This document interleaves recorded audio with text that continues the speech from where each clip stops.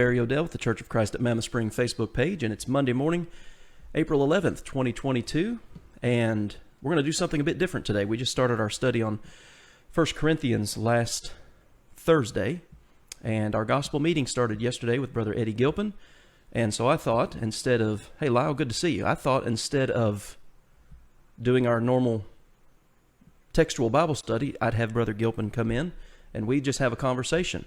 I know several of you have watched the live stream. There's Brooke. Good morning, Brooke. Talk about Eddy's work.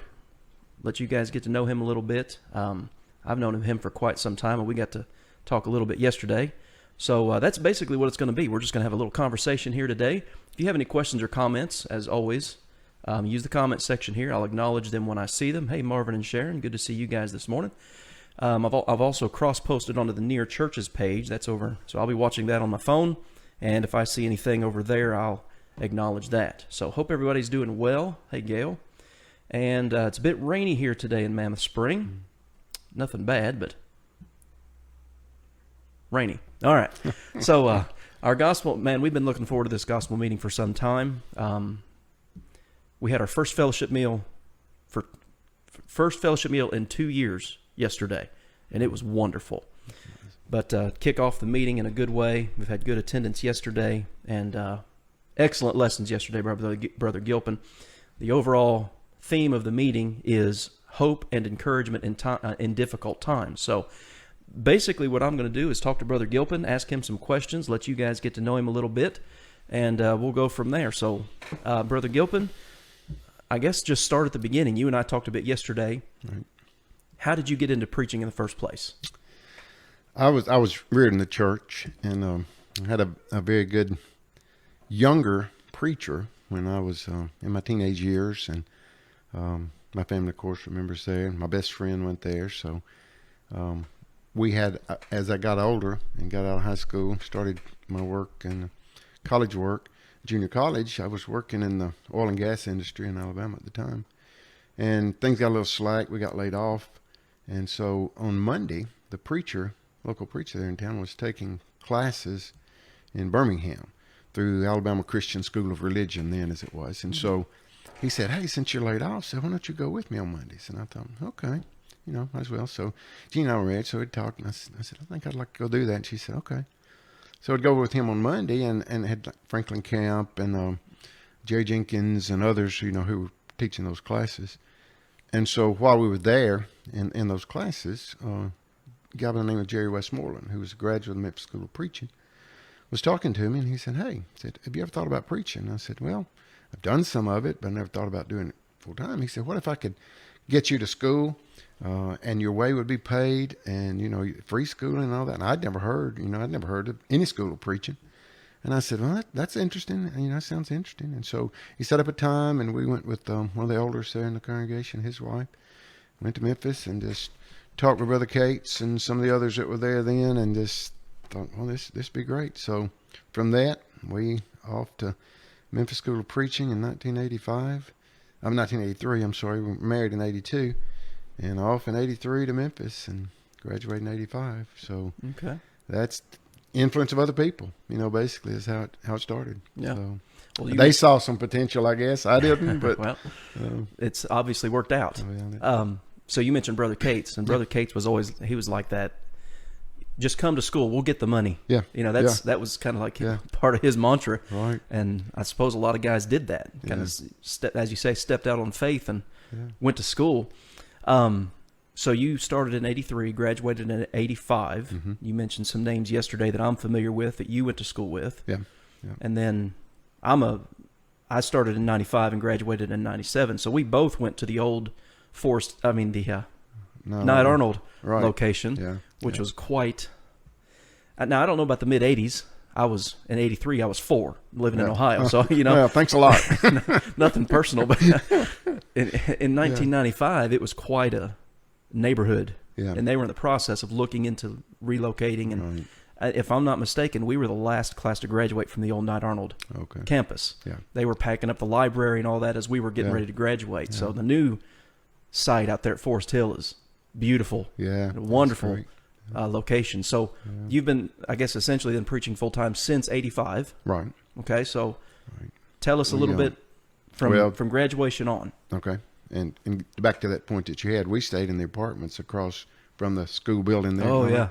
And, last time I went back, they're boarded up. They're boarded up, yeah. It's really bad. But, yeah. So in '85, I took a job as an associate in Crossville, Tennessee, Main Street congregation. Stayed there about 4 years, and made some wonderful friends, and it was a great place to work. And just, it was a good foundation for me because I had a more experienced eldership. And so in '89, we decided, well, let's try to find somewhere. And so eventually came to Mammoth Spring and just fell in love with the place, as you all have. And I'm sure everybody that's been here has. Mm. And it's one of those places where it's just the hometown feel, and we're small town people. And so just fell in love with it. And the elders were great to us, and families were, and we had some people our age and children that were the same age as our boys. And so it was just a great fit, and we thought in coming here that we could stay here a long time, and I really believe we could have, just as you've done and others have done. But then we were at the Memphis School preaching lectureships, and Andrew Connolly at the time, who was a great Texas preacher and just a wonderful man in every respect, just a huge figure of a man as he stood in the pulpit, commanded his audience every time. Never used a note or anything. I always admired him, but he was talking about Africa. On Tuesday night, he would speak, and he would speak at the dinner before the lecture on Tuesday night. And he got talking about Africa. And as the chairs set, you lined up the tables and you ate, and then you would turn to face the speaker. And so I was turned facing him, and Jeannie was behind me. Well, Jeannie was, she was not more of a country girl, but more of a city girl. And I was raised in the country for the most part, so I was a country boy. So, the appeal of Africa really hit me, and I was thinking, boy, I could do that, but Jeannie never go for it. So that night after the lectures, we went to Shoney's and ate with some friends. And Jeannie and I was the first ones in the door. And it was one of those corner booths where you slide around, So she slid around, and I started to slide around. She said, he was talking to us tonight, don't you? And I said, who? And she said, Andrew Connolly. And I said, you kidding me? So we stayed up that night, laid in bed and talked about it about 3 a.m. Started looking into it, and the more we looked into it, the more appealing it was. And so it was a hard thing to do, but I went to the elders here and said, I think this is something we need to do. And they were very understanding, and eventually became our sponsoring congregation, and everything went off without a hitch with that. We raised all the money we needed. Andrew told us we were the first ones ever to have done that before we actually went. Wow. So, but now that's just, don't mean to interrupt, but that's interesting to me because you're here doing the local work. Yeah. And this opportunity comes up, and this congregation that you're working with becomes your sponsoring. There could have been some animosity because, what was he leaving here? Yeah. Going to go somewhere else? But I think that speaks to the character of this congregation. Right. When you were here starting in '89, you told me yesterday, Bill Pace and Bob Simers, they were two of the elders that hired me. Okay. So that, they've been elders for some time. I don't know who else at that time, but Tom Jones was one. That's right. Charles Corbett. Okay. Yeah. So I don't know. That just, when you told me that yesterday and then hearing it again, that fits right in with my experience. That's the kind of people you deal with here, is that nature. So Andrew Connolly, he's somebody to listen to. I remember I've seen videos of him, and he spoke on the Memphis lectureship, and Brother Cates introduced him. And it was funny because at the old Knight Arnold building, the camera was right there at the front, and Brother Cates is on camera, and Brother Connolly steps into the pulpit, and all you can see is his chest. Yeah, the camera has to pan way up to see him. So you go to Africa.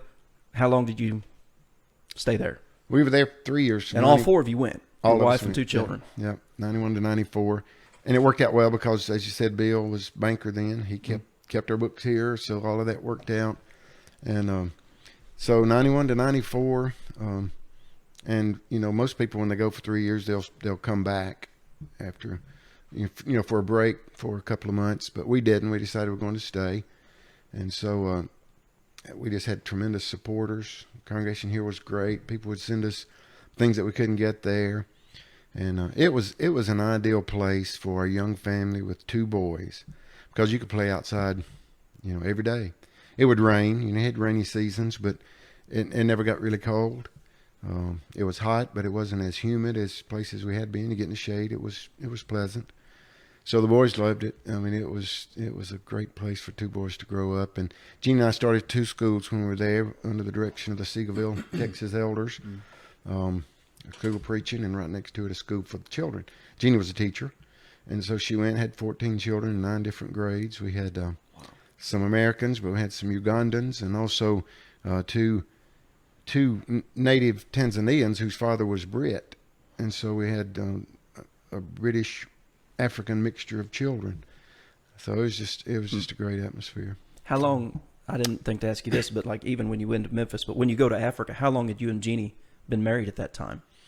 We married in '82, and we went in '91. So we had been married 9 years. Okay. And the boys were 3 and 6 when we went, and so, all they needed was security and mom and daddy. Well, and some of their toys. Well, and what you told me yesterday, this kind of blew my mind. Pet monkeys. Yeah. That was quite a story. It was. We had black-faced vervet monkeys. We had about 6 or 7 of those. We had a pet baboon. And there are 3 different kinds of baboons, and the ones you see most with the colorful snout, they're very vicious. You can't domesticate them, but these brownish colored ones you could, and they didn't get very big. And so he was my buddy. We had dogs and impala and chameleons and wow, rabbits, whatever. So yeah, it was just an ideal place for kids, and for grown-ups too. They loved that kind of setting, which we did. No doubt. Yeah. So then post Africa, what happens? 94, we really wanted to go back for a second tour, but things didn't work out for us logistically and all. And so we were looking for a place to preach and tried out we're actually at a place in Missouri. I've forgotten the small town it was in now, but one of my friends called the front desk while we were out and left a message for us. Don't take the job because my hometown just opened up, which happened to be Munford, Alabama in Talladega County. We were about 7 miles from Talladega Speedway. And so went there, and it had fostered such men as Bobby Duncan and Franklin Camp, and Franklin Camp had actually preached there. Winford Clark, Jeff Clark, a fellow student of mine at Memphis, and so had a good reputation. So we took the job and stayed there from 94 to 97, and in 97 we got to thinking, is this where we want to raise our children? There's nothing wrong with the place, at all. It would have been a good place, but we just wanted something, I don't know, a little different setting for more young people their age, basically, as they were getting, a little older. So we moved to Salem, Virginia, the West Side Congregation in 97, and we're there for 22 and a half years. Wow. And reared our boys there. Jeannie graduated just as we were leaving. She graduated with her master's from Alabama and then entered the doctoral program in Virginia Tech and received her doctorate, and which was a lifelong dream for hers. And so we were able to do that because we lived about 30 miles from Virginia Tech campus. And so she enjoyed that and did some college work, and teaching college students and so forth. And so it was good work for us. Had really good elders through the years. And we're always positive and backed us, and that's real important. Absolutely. Very important. Absolutely. And I think one thing that you mentioned, and speaking from my perspective too, I've got 2 children, is the family consideration. I think a lot of times it's, I don't know if taken for granted is the right way to say it, but congregation hire a preacher. Right. But the preacher has to consider his wife and his children. Yeah.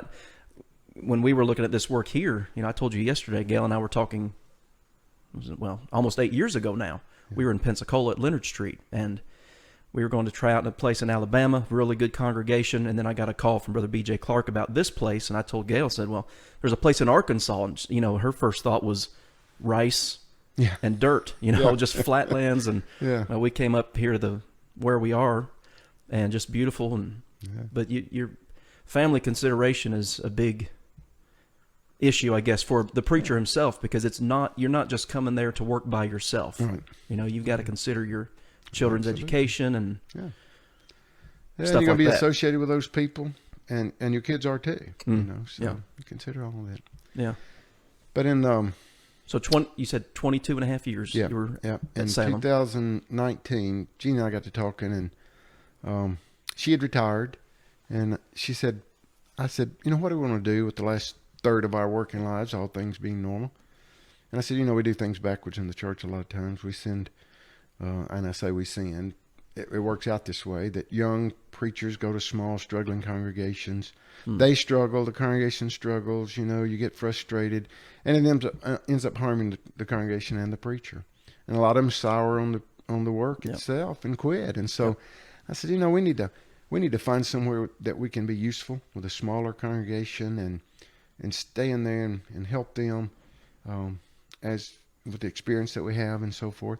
And so it just worked out. We still live where we lived all along in Roanoke County, but a congregation just to the south of us, 2 counties to the south in Pulaski, Virginia. It's Pulaski town, but it's also Pulaski County seat. About 32 members, only congregation in the county, and they hadn't had a preacher for about a year and a half, and their finances were not where they could really support a family man, and so it worked out for us that way. We were able to help, provide our own support. For the first 2 years, we had other congregations that helped us to bridge that gap till we got to the point where we could provide a lot of our own support. And so in January 1st of 2020, we started working there. And so, of course, the pandemic hit and shut down a lot of things that all of us did. Yeah. And so we've been there ever since, and we've had 5 baptisms and a couple of people that have moved in. And so we got a door knocking campaign coming up in June with the church in Midway in Jasper, Alabama, coming up with about 30 folks that are going to work with us. So we're really working on that and hoping for some good results. Who's the preacher there at Midway? Mark Howell. Mark's one of the directors of Polishing the Pulpit. And we've been friends for years and years, and they do a great effort with that, and he's going to preach in a meeting for us. And so cool.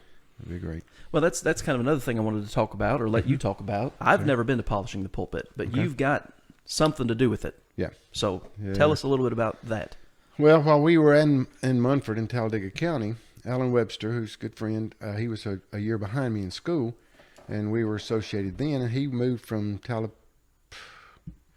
think it was Tallapoosa, Mississippi, one of those Indian names in Mississippi, right, to Jacksonville, Alabama. And so he was just a county or so away from me. And he and Mark Howell, a couple of other guys that had gone to Faulkner together, had a team that they call FASTers, F-A-S-T, Faulkner Alumni Sermon Team. And they would get together once a year just for a couple of days and just pick each other's brain, come up with sermon outlines. So they invited me into their group to do that, and so I did that. And Al and I went to lunch together, and we got to talking. I said, we need to expand this. I said, man, this is great. This is something we need as young preachers. And so we began to, on a placemat, I wish we still had it, just turned over the old placemat from the Pizza Inn and began to fill in some details. And so we began there in the Jacksonville building and had 15 or 20 folks. Tom Holland, Wendell Winkler came, and they would speak to us, and we would have breakout sessions where we just roundtable discussions. And everybody would come with an idea. This is what we did at camp this year. This is what we're doing on Monday mornings, and just brainstorm ideas. And we would come with sermon outlines, and we would exchange those. Of course, we didn't have have it electronically as we do now so readily. But so we'd come with little hard copies, and we'd just bring 10 sermon outlines apiece or whatever it was, and you'd come away with a stack of them, and it was just great camaraderie, and it just grew from that point till COVID shut us down. The last year we had 5,500 in attendance. So it grew from 5 or 6 guys. And it's we moved to Sevierville a few years ago to the event center there because we started out in church buildings. Then we moved to hotel event centers because it got so big, and then eventually the Sevierville Event Center. And we've been there, and that's worked out well for us. It's a place where people want to go, family oriented. And it's really become a more of a family-oriented thing. And we named it Polishing the Pulpit because it started with preachers. But we started having sessions for elders, deacons, preachers' wives who were there with us. And now we have, 17 or so classes every hour. Wow. Breakout sessions, and it's amazing to us through the years how much talent we have in the church. I mean, we've got people in just about every phase of work out there who are faithful preachers and faithful teachers, faithful Christians who have something to add and can benefit people in all areas. And so and this year we plan to have it again in August. And so August 16th, if I remember correctly, not off the top of my head, but again this year, and try to get back to where we were. Yeah. So you've not had it since No, I had it the past 2 years. Okay. Yeah. Okay. So 20 and 21. Yeah.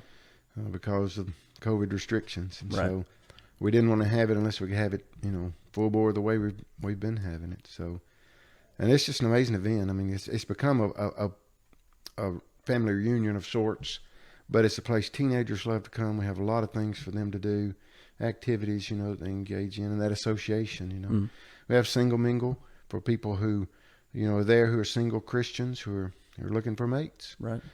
We have foreign missionaries that will come in and speak about their work and encourage others to get into mission work, and elders who will talk about elders' work. And there's one session Glenn Colley does that's always very profitable and very popular, where he the people that are there, he puts into groups, and that's an eldership, for that setting. And he presents into them, as he calls it, live ammo, situations that elders have faced.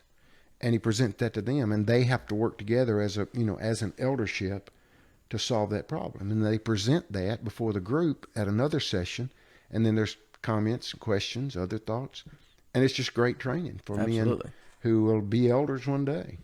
And so we try to cover every phase of work of the church, And so you're not just going there it's quite a bit different than a lectureship. It is. You're going there. It's very interactive. Very interactive. I've been to a bunch of different lectureships, but never that. So that's pretty cool that you have that type of interaction. We have a number of keynote sessions, and then larger sessions in the larger areas, but smaller sessions too that specialize in apologetics and, like I said, mission work and the Greek language. Have a Greek teacher who comes in, and you can study that if you want to. Difficult subjects, we try to address those, and the younger children, we have an area where they have classes every day, and we have an area that has a village that is decorated like a first century village would be, and so they take tours of those villages, and so it's something the kids really look forward to. My grandchildren love it, and teenagers do, and something for all ages. Yeah, absolutely. So that's really neat. Like I said, I've got family that have been to that. I've got a lot of preacher friends that have been to that. Yeah. It's just one I've not ever been able to do. I usually have 2 gospel meetings a year in the summer, and like this year I have one in July and then one in the first week of August. Right. So it's just sometimes that's the way it goes, Yeah. Well, and when it is, the resort communities like that, fees are outrageous during the peak season. So we usually try to go with the first week that's not peak season, which means schools have started. So a lot of families can't come because of that, but homeschoolers, and some take their kids out of school for it, and so every suggestion we have every year is, we'll make it in the summer when we can all come, but it's so outrageous prices and so forth. So it's worked out well for us in that light. That's like anything. You can't, it's like even trying to schedule a gospel meeting. Some people are not going to be able to go. Right. You just got to do it anyway. Yeah. Can't please everybody. That's what we do. So, but from that has developed something else I want to mention, PTP 365, which is an online service.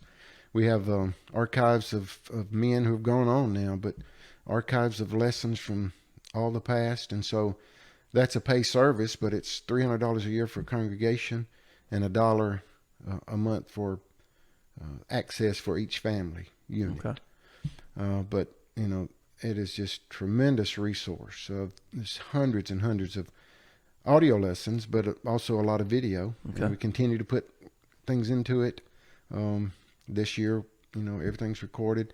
And the Spark program is another that has an offshoot of that, where we've kind of gotten back to the basics, and we go to congregations and have a mini PTP, so to speak, more of a lectureship, but it's popular polishing pulpit speakers that'll come in and have a week-long thing. Well, those are recorded and they're archived with PTP 365. So a lot of things have just resulted from it. And you and I were speaking earlier about Providence, and we just had no idea earlier.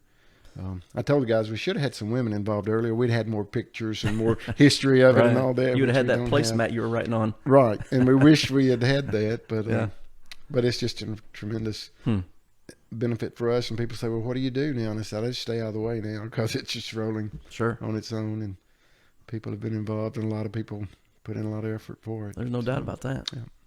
Something else I want to ask you about. Okay, sure. So I've got this book, and I got this several years ago. The Bible and the Baptist Manual. You wrote this. I couldn't tell you. A while back. It's been a while back, a few years ago. I've read it. I've got highlights and notes written in it myself. Excellent, because I mean, just from my personal experience in Bible studies and dealing with folks in local communities, most of the time that's what you're going to run into, people of the Baptist faith. And so to know where they come from, and maybe not where they come from, but where the theology they hold to comes from, you really need to know. I guess one of the ways I've expressed it is that the pastors, they know this stuff, and I would say most of the time the folks in the pews don't. They don't.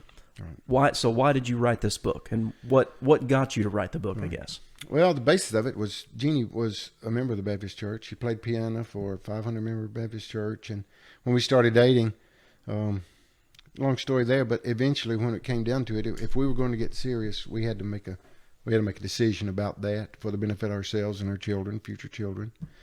And so we began to study together. And so it came from that. And I got to looking at the Hiscox Standard Manual, which is what and it was written in the 50s, 1950s. And people say, well, why such an old book? Well, it's the standard, And like you said, it has the doctrine in it. And I've run into a lot of people who've read the book or seen it and said, well, I didn't even know we had a manual. And I said, well, I understand that, But it has the doctrine in it, the basics of belief, like the doctrine of faith only, and once saved, always saved, and the organization of the church and that kind of thing.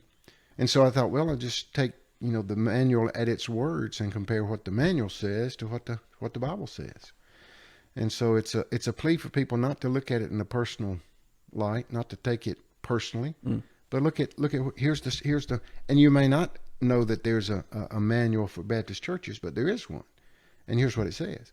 And though you might not have ever read the Baptist Manual, if you're a member of that religious organization, you know about the doctrine of faith only.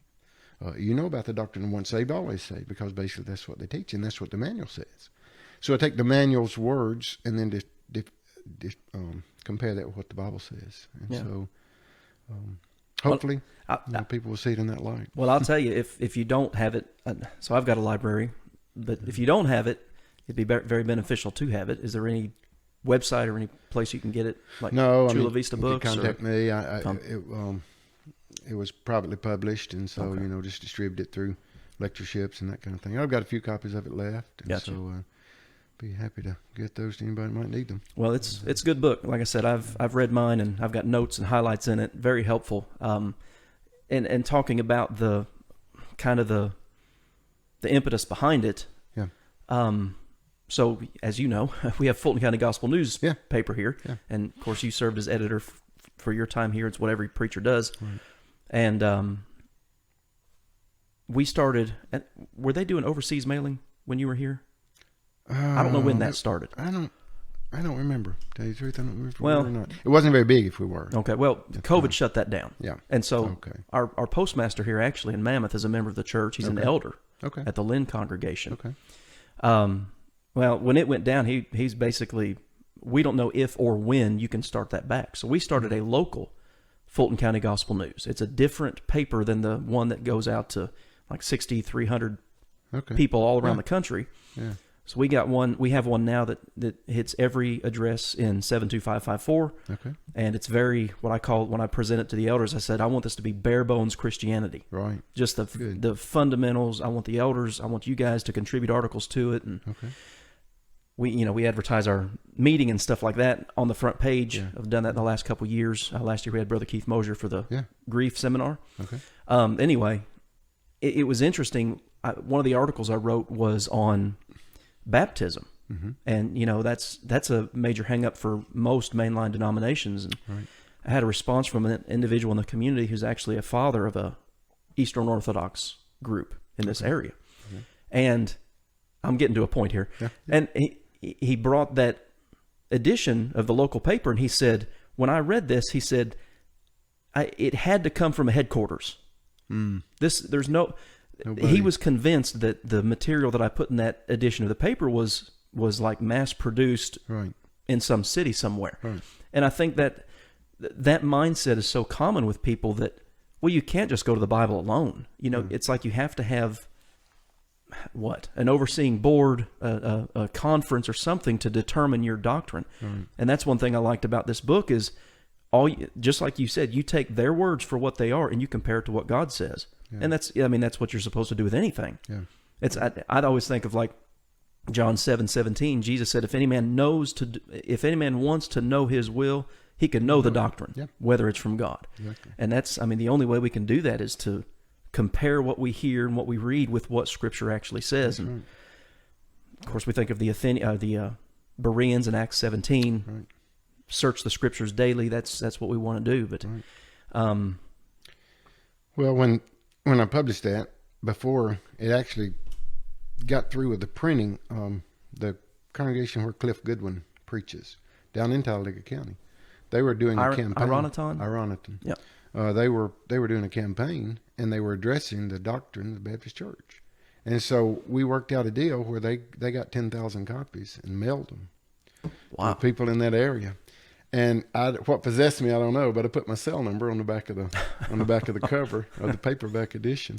Well, I was in a meeting in East Bristol, Virginia, when it hit the post office down there. And I knew that because I started getting calls. I was in the hotel room studying that afternoon, and some good calls, but some that were, pretty upset. And so it was interesting, but I think there were a few baptisms in that. They had a campaign, Cliff preaching, excellent gospel preachers, and but some good came of it, and so I was always thankful for that. But that kind of helped with the production of it too. So Cliff, now he's a 95 graduate of the school. Oh, okay. Yeah. But has he always been since graduation it seems like he's been there forever. I think so, because he moved there when I was there. Okay. And that would have been 94 to 97, somewhere in there. So, like I said, he's a 95 graduate, so he's been there for a long time. Well, I think I got all the information I wanted. Okay. And our viewers, one of our viewers, Deborah, says that talking about your book, put it on Amazon's print on demand. I don't know what that means. I don't either. Okay. We may have to look at that, Deborah. Okay. But sounds good. We've got 19 viewers right now. Just looking at some greetings and comments. We always get some. So this is live on Facebook. Okay. And so it's a public page, so anybody can comment. Can see it and comment. And I just hit a comment because this happens pretty regularly. You get folks asking for miracle prayers and money, and it's always the same person. They've created a faux account. So y'all know to ignore that. My regular viewers know how to deal with that. So anyway, I don't have any questions from the viewers. Do you have anything else you want to? No, just enjoying being here this week, and if those who are listening can come 7:00 tonight. We'll look at the subject of, if you die and go to hell, who cares? Tomorrow night we'll look at 7 things that hope answers. And then on Wednesday night we'll look at difficult times. And enjoying the theme, studying it, because we need encouragement and hope in our day and time. Well, that was kind of our talking to the elders about planning this meeting was in the midst of COVID and all that. And that's, we just kind of kept going back to that thought. People need hope and people need encouragement because of just everything that's happened. Yeah. And like tonight with the, if you die and go to hell, who cares? Mm-hmm. People care, and we live in a who cares society for the most part. At least we think that, but there are a lot of people that care. And so we need to know that. Yeah. And as viewers know,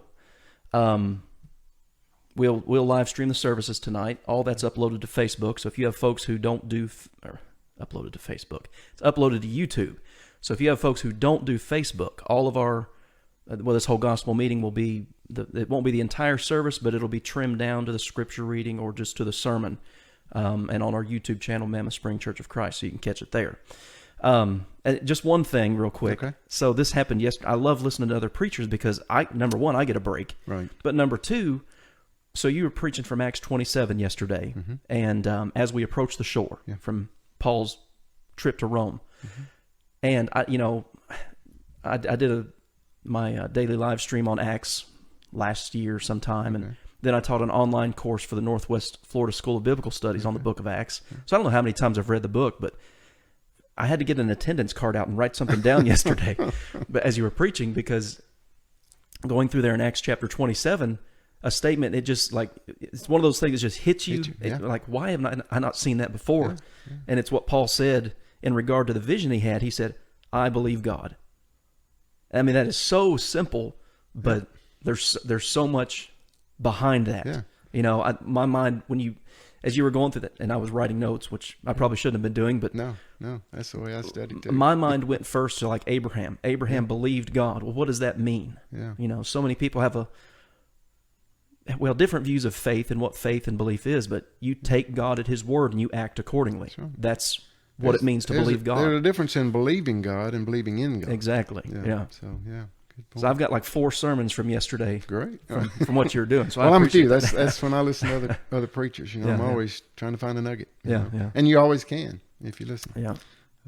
One thing I do when I come to the office every morning is I sit down and get everything turned on, and I read a little bit, but then I watch a video on YouTube from some preacher somewhere and just listen and take notes, and I keep my little legal pad over there to write ideas down. Anyway, we had 3 great lessons yesterday. Like I said, you can find them on our Facebook page, but you can also find them on our YouTube channel. They were all uploaded there last night, and I'm looking forward to tonight at 7 o'clock Central. If you die and go to hell, who cares? So again, Sheila, she's one of our regular viewers. Hello, Sheila. She says, is there any place to buy the book? How do we handle that? Because I know folks are going to want to get it. Yeah, I can do it personally. We may work out something with the, Fulton County Gospel News and make them available here. But I've been mailing some from the house. Okay. And we can get my address on there if you want to do it that way. Okay. I can send private messages. Yeah. Stuff like that. Yeah. So we can do that. Okay. So I've got a few paperback left. Most of them are hardback now that I have left. So yeah. But anyway, they're available, and I'd love to get them in the hands of people that we use. They're very helpful, and I'm always. Sometimes you can't help but get a paperback. That's all there is. But if you can get a hardback of any book, get a hardback. It'll last longer. That'll last a lot. I broke out a softback the other day, and I opened it, and pages fell out. Oh yeah. So that's sweet. that happens. Yeah. So. Well, guys, we've been going for 38 minutes here. Appreciate all of you who've been watching. We've got 13 right now. We've had upwards of 20. We've got a few over on the Near Churches page. Glad you guys are there. Anything else? Just been a joy to be with you and get to know you better and be back with this congregation and and look to these associations we made years ago and making new acquaintances as well. So if somebody out there or archived or whatever is looking for a place to attend, I highly recommend this congregation. Well, so thank you.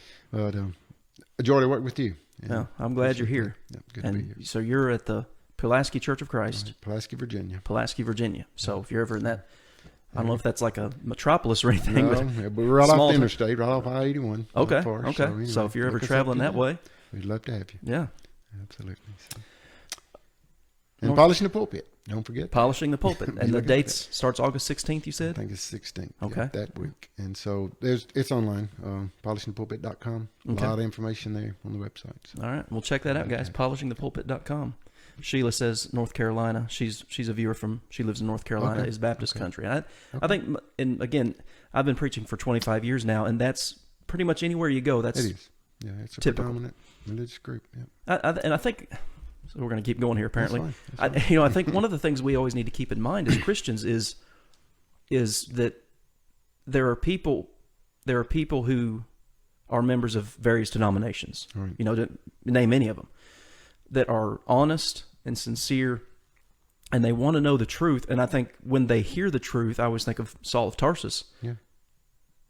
They have that, like Luke 8:15 speaks of, that good and honest heart that'll produce. And that's, we don't get this kind of stuff to win debates, to win arguments. That that's not your goal. Right. I think it's to inform yourself as to what others believe, but what does that look like in comparison with the Bible? Your goal is not to win an argument. Right. It's to reach out to people with the truth. And again, if it's good and honest soil, there will be results. Right. And it's the old statement, no one cares how much you know till they know how much you care. Yep. And that's what I tried to do in the preface of the book, is to, to say, as you said, this is not to win an argument. This is to get to what the Bible says. Because, as you said before, you've got to believe God. You've got to take Him at His word. That's the standard. We're not going to be judged by the Baptist manual or any other work of man will be judged by the word of God, John 12:48. So that's what we need to get down to. That's exactly right. So. I think that's a good place to end. All right. I appreciate you coming in and spending this time in here. Guys, I appreciate you being all on the live stream. Tomorrow we'll get back to our study in 1 Corinthians. We're ready for chapter 1, verse 10, where we'll start tomorrow. So, again, we'll be streaming tonight at 7 o'clock. If you're if you're not here, we'll be streaming live our gospel meeting, and then Tuesday and Wednesday as well at 7 o'clock. So you can catch that. All right, guys, so hope you have a good day, and I hope to see you back here tomorrow. Thanks again to Eddy Gilpin. And hope you all have a good day.